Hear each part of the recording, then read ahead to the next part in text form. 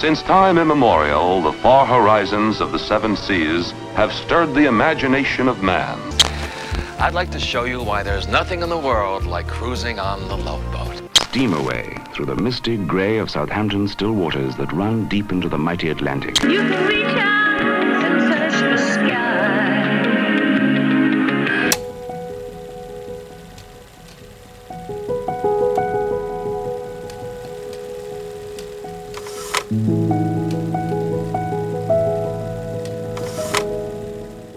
Much of how we see ocean liners today, the grandeur, the beauty, the magic, was created by these images. They give a glimpse of a luxurious life at sea that would hang in train stations, department store windows, and the pages of magazines, glossy vignettes of a romantic escape that would occupy daydreams, while people went about their mundane lives, far from the massive liners that carried movie stars and royalty. Most people living today never experienced the golden age of ocean travel. For us, what life was like on the great liners is contained in these images. A nostalgic look at a world long forgotten, a time before smartphones and social media, before 24-hour news and push notifications, when life looked like this.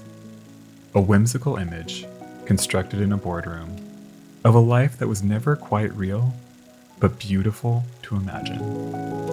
For sailing is a thrill. One of the many things about ocean travel that make folks say, getting there is half the fun.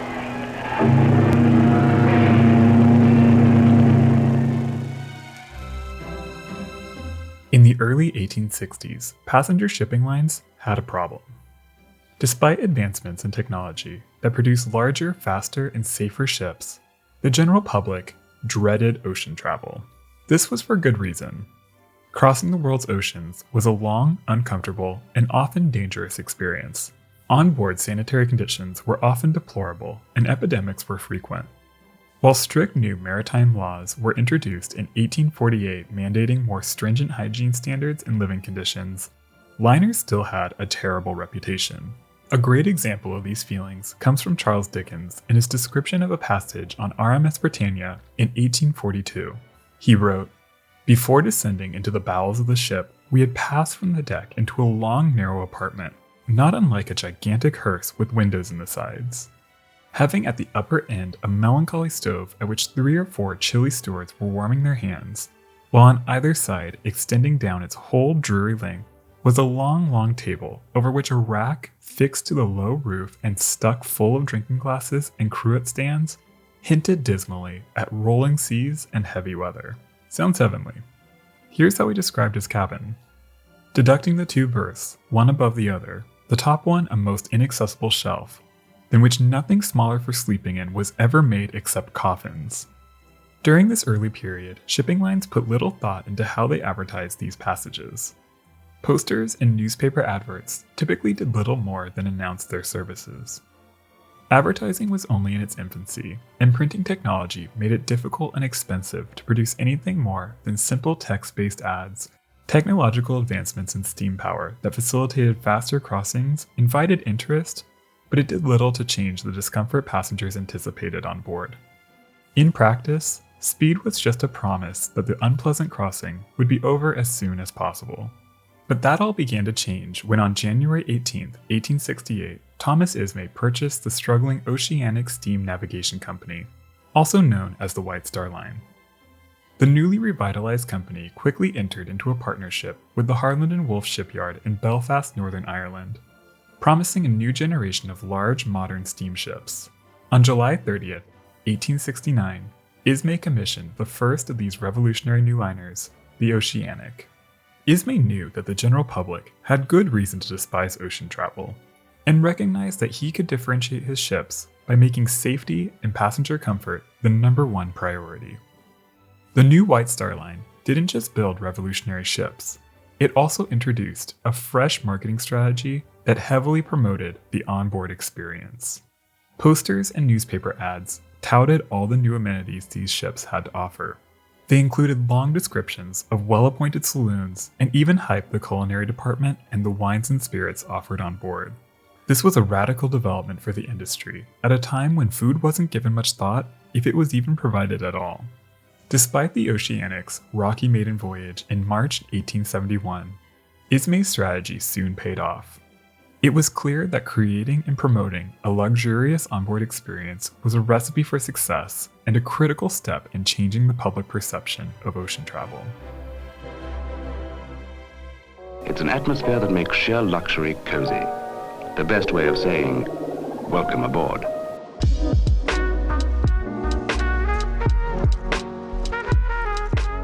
By the late 1870s, shipping companies were feverishly competing with one another to build larger, faster, and more luxurious liners in a bid to win over passengers on the North Atlantic routes. The White Star Line quickly began producing lavishly illustrated color lithographs that displayed luxurious first-class accommodations aimed at attracting fashionable and wealthy passengers. At the same time, materials tailored to steerage passengers were simultaneously created for cheaper, mass-printed advertisements. Limited by printing technology at the time, these materials often featured a simple but grand-looking black and white wood cutout broadside view of the latest liners. These images avoided showing the lackluster steerage accommodations, but the image of a stately modern vessel suggested a safe and reliable crossing. As printing technology quickly advanced, shipping companies soon had a whole new suite of marketing tools at their disposal. Advances in color lithography now made it possible to mass-produce paintings on large-scale posters. Artists could now display liners from a variety of dramatic perspectives in rich, colorful scenes. Soon, the sharp angle of a ship's graceful hull cutting through the water toward the viewer became the staple. This evocative image that celebrated the very means of transportation dominated the advertising materials created by nearly every shipping company. This single image was perfect because it could appeal to immigrants without alienating wealthier travelers. The common denominator, the ship itself, was a perfect unifier, a symbol of beauty and technological advancement that could be enthusiastically celebrated by everyone. While immigration was the backbone of the passenger shipping business, the topic rarely appeared in advertising materials. You could easily imagine posters glamorizing a new life or a fresh start, but this was never depicted. At the time, immigration was synonymous in the public eye with all things shipping lines worked so hard to avoid: poverty, desperation, sickness, and loss. It was felt that even the simple mention of the subject would frighten off wealthy passengers and turn off immigrants who would prefer not to be reminded of their station in life. By the 1890s, the ocean liner poster became an art form in itself, and some companies were eager to commission exciting and experimental modern artists. The Red Star Line was one of the first companies willing to experiment, and the Belgian Art Nouveau artist Henri Cassier was commissioned to design their posters. He produced a set of images that employ a cast of characters from all walks of life, often turned away from the viewer, utterly transfixed by the sight of an ocean liner. These compositions go beyond straightforward depictions by framing the liner as an object of fascination.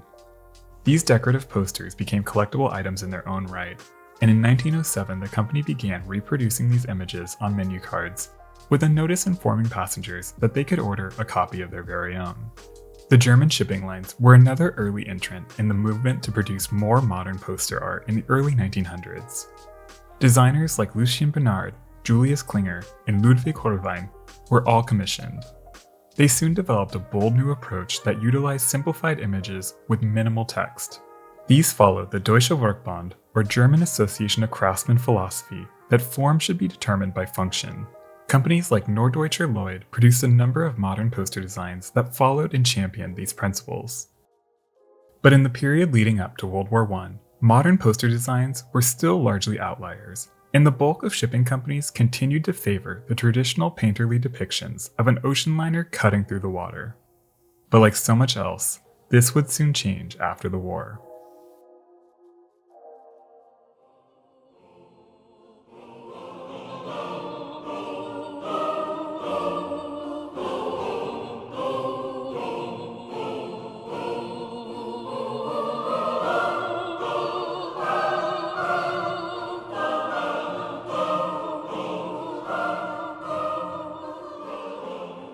As the ocean liner came to represent access to the world, they also came to represent the nations from which they were built. Larger, faster, and more technologically advanced ships always carried a sense of national pride. But as nationalism in Europe grew in the years leading up to World War I, the quest to build the greatest ocean liners in the world became something of a proxy war for the European powers. These political messages quickly began appearing in ocean liner advertising. Cunard produced images of the Mauretania and Lusitania alongside iconic British landmarks like the House of Parliament and St. Paul's Cathedral, among other noteworthy public buildings, implicitly linking these ocean liners with British identity. Colonialist attitudes were also conveyed in images that contrasted the modern technology of the liner with vague images of exotic, faraway, undeveloped places, evoking European ambitions on the world stage. The launch of a new liner offered a perfect opportunity to both publicize a shipping company and flex the technological prowess of a nation. At the launch of Germany's Imperator in 1913, a Hamburg American Line brochure touted the launch as an event of national significance, accompanied by an image of Kaiser Wilhelm II christening the massive liner himself. The press was engaged to write articles touting a new liner's technological advancements and luxurious new amenities.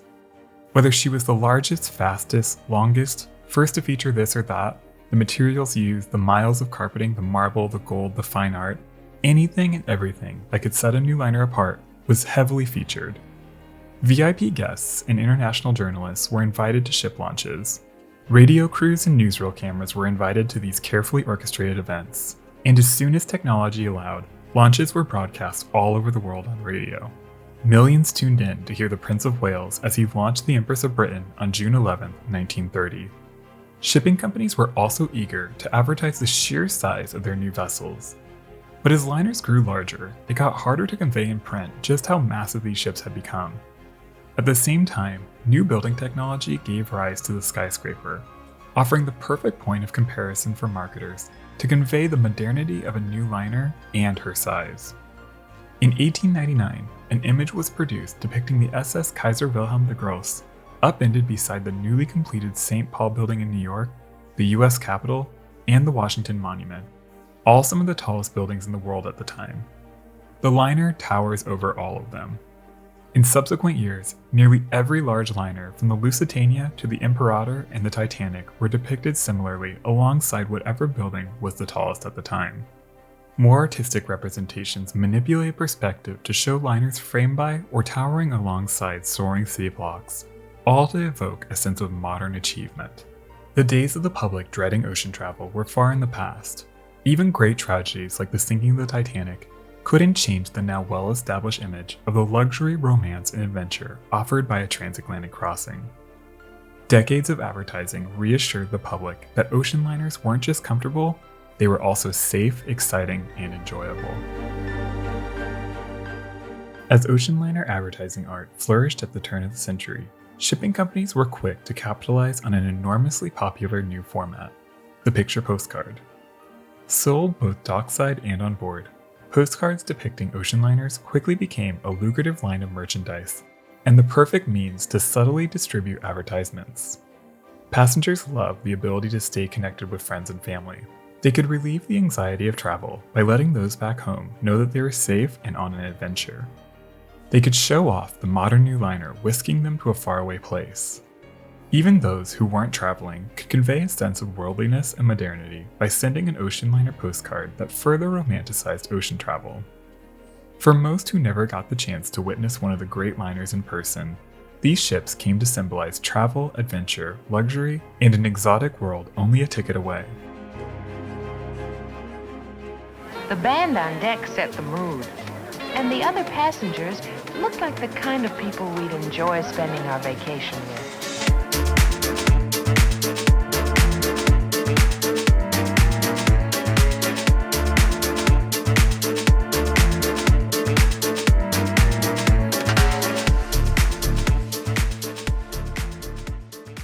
For over a century, the transatlantic passenger lines relied on immigration to the United States and Canada to fill their ships. When the US passed the Immigration Act of 1924, barring most European immigrants from entering the country, shipping lines quickly pivoted to a tourism-based business model. Since ocean liner marketing mostly ignored the topic of immigration, this was a somewhat easy shift in strategy. In a sense, they had been marketing immigration as something like tourism since the late 1800s. Third class was quickly converted to a new tourist class on many liners. This new class presented both challenges and opportunities for marketers. A burgeoning middle class now had the means and desire to travel. While they couldn't afford the lavish accommodations of first class, they also didn't much like the idea of stepping below their position into cramped steerage accommodations. It was important to sell tourist class as an aspirational adventure that the average person could afford, without seeming cheap. Advertisers were careful to define the profile of the new tourist as a cultured and worldly individual on holiday from college or their professional life. This period also saw a radical shift in European art and design. By the mid-1920s, the Grand Hotel style that dominated liners for the better part of the last 50 years was beginning to feel outdated. At the Paris exhibition of 1925, an avant-garde style, then called the style modern, was presented. This radical new style, later known as Art Deco, was present before 1925, but the exhibit catapulted it to the world stage. Art Deco soon dominated art, interior design, skyscrapers, and of course, ocean liners. The movement, which represented an exuberant celebration of luxury, glamour, and faith in social and technological progress, was a natural fit for ocean travel. Soon, most major new transatlantic liners featured striking Art Deco interiors. Posters and other advertising materials offered the perfect platform for shipping companies to show off their natural place in this modern art movement. A number of prominent artists and designers were commissioned to create these works, none more famous than the French painter and graphic designer A.M. Cassandre, who eagerly embraced advertising as a practical and therefore more authentic means of artistic expression. He felt that a poster advertising travel served more purpose than a painting hung in a museum, and was therefore a more valid use of his skills. Whether you agree with that or not, his work defined the era and serves as some of the best examples of the Art Deco movement. His style, inspired by architecture and avant-garde art, utilized clean lines, geometric shapes, and pared-down colors, all in an attempt to clearly express all that was new, daring, and awe-inspiring. He was delighted by ocean liners and felt they offered the perfect subject to explore machines and their inner workings. A perfect example of this can be seen in his 1928 poster for the Dutch liner Statendam, which reduces the liner to the simple abstract shape of her funnels and ventilators. This striking image is thought to have been inspired by Gerald Murphy's now lost painting Boat Deck, which was displayed in Paris in 1924. In 1931, Cassandre was commissioned to design an iconic poster for the Art Deco masterpiece L'Atlantique. But there's no better representation of the Art Deco ocean liner than the poster he created for the Normandy in 1935. With her soaring prow spanning nearly the full height of the image, Cassandre in one simple geometric shape conveys the epic proportions of the great ship. The towering prow points to a tiny flag that serves to remind the viewer that this triumph of modern engineering is a French creation, as these works continued to serve nationalistic ambitions in the years leading up to World War II. That same year, another leading figure in modern design, Edward McKnight Kauffer, was commissioned by the Orient Line to create a unified series of publicity materials, menus, information cards, baggage labels, and even steward's buttons for the liner Orion. Channeling the visual languages of Cubism, Futurism, and Surrealism, McKnight Kauffer and illustrator Siri Richards created a series of carefully stylized, airbrushed images that served to convey the restrained modernism of the new liner, a clear departure from the exuberant excess of the Normandy. Meanwhile in Italy, a slightly different art style was developing. Called Futurism, this movement was at least partially tied to fascist ideology and emphasized dynamic movement, industry, and youthful energy. In 1932, Giovanni Petroni was commissioned to design the inaugural posters for Rex and Conte de Savoia. Indicative of Futurism, the abstract bulbous prows of the two liners seemed to nearly burst out of the frame. Petroni's work became closely associated with the Italian line, and he designed posters for the company over the next 2 decades. In the mid-1930s, Gino Boccasile created a series of posters for the Kustelich line. His pinup-like style illustrations of glamorous women closely matched the propaganda he and other artists created for Mussolini's fascist regime at the time, demonstrating how closely linked these artistic and ideological movements had become in the years leading up to World War II. By the end of the decade, these styles were beginning to fall out of favor, but the war would soon pause commercial art and bring massive change to the travel industry. Now we must go on deck. Our friends will want to see us off, and time seems to take wings as the moment of sailing draws near.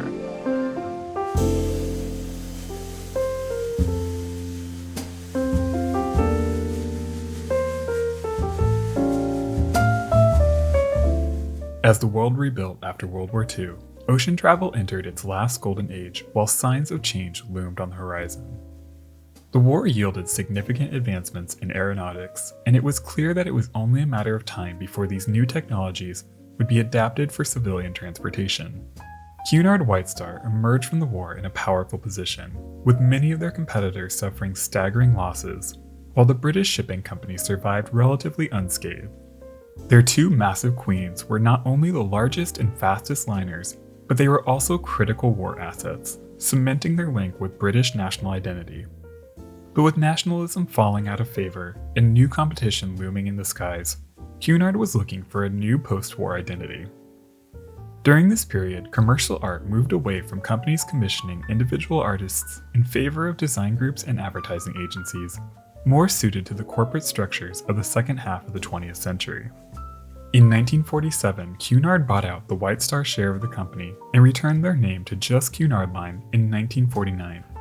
The company was wildly profitable through the mid-1950s, but change was coming. In an attempt to perpetuate the appeal of ocean travel, a new ad campaign was developed. Getting there is half the fun. This slogan dominated marketing materials well into the company's decline in the 1960s, and doubled down on promoting an energetic and exciting onboard experience. While colorful illustrations featured beautiful, fashionably dressed passengers, these images conveyed a more relaxed style of glamour and luxury that reflected the American dream at the time. These are fun ships where well-to-do professionals can enjoy wholesome parties, relaxation, and comfort while they travel to Europe on holiday. These images matched well with the newly affluent post-war American middle class of the 1950s. But once air travel gained a foothold at the end of the decade, no advertising campaign could reignite public interest in ocean travel. As jet planes took to the skies, there was nothing modern or exciting about ocean liners, and by the early 1960s, the Cunard Line, along with most other major passenger shipping companies, was bleeding money.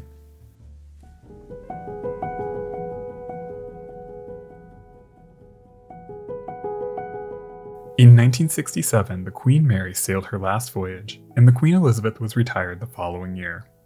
New liners like the Queen Elizabeth II and the SS France attempted to carry the ocean liner through the jet age, but even posters like John Bainbridge's contemporary poster designs for the SS France couldn't revive what was lost.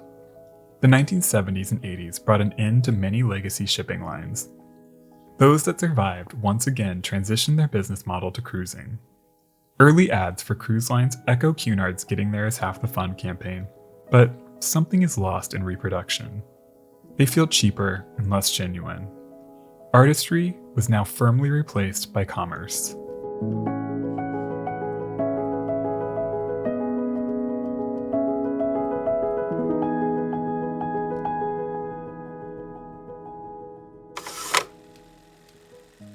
The art commission to advertise the ocean liner offers a glimpse into the cultural, artistic, and political movements that created the great liners and defined the world they sailed in. I love studying the history of ocean travel because it offers a lens through which we can better understand world history. From pre-war one-upsmanship to interwar nationalism and an outdated mode of post-war transportation, all of these works have something to teach us. So many of them, especially those produced in the final years of ocean travel, beg us to slow down and enjoy a life of leisure while the world races by, leaving the great liners and the lifestyles they represented firmly in the past. Time stops for no one, but hey, getting there is half the fun.